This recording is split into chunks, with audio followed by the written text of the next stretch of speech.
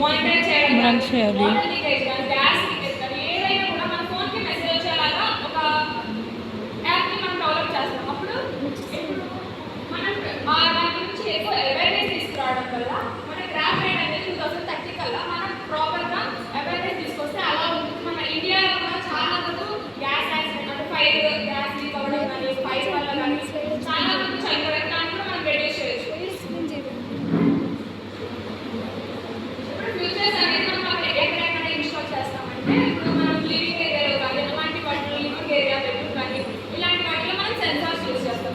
ఆ censor use చేసి ఇప్పుడు మనకి గ్యాస్ లీక్ అయినప్పుడు మన మొబైల్ ఎక్కడైనా ఉండదండి మనకు మెసేజ్ వచ్చింది.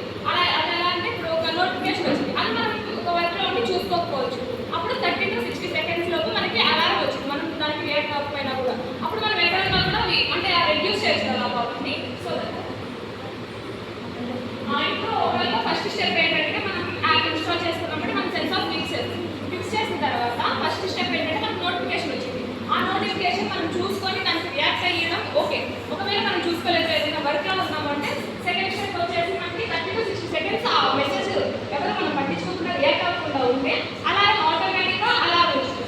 అప్పుడు మనం అంటే మనం రియాక్ట్ అవుతాం కదా, అలారం మనం ఎక్కడున్నా అలారం అయితే చూసుకుంటాం కదా మొబైల్ సౌండ్ వచ్చినప్పుడు. సో దట్ రెడ్యూస్ చేయవచ్చు. అండ్ మన ఓవరాల్ యాప్ ఇలా ఉంటుంది. అక్కడ సేఫ్టీ అంటే మనం ఫస్ట్ మొత్తం ఓవరాల్ స్టేటస్ చూపించింది, ఓవరాల్గా సేఫ్గా ఉందా లేదా, లేదంటే ఒకటి దాంట్లో ప్రాబ్లం ఉన్నా కూడా సేఫ్ ప్రాబ్లం చూపించింది. అప్పుడు గ్యాస్ లీక్ అంటే మనం ఎక్కడ ప్రాబ్లం ఉంది అనేది కూడా అక్కడ డిస్ప్లే అవుతుంది. గ్యాస్ లీక్ లేదంటే ఫైర్ స్టేటస్ వాటర్ లేదంటే మొత్తం సెక్యూరిటీ అంటే బయట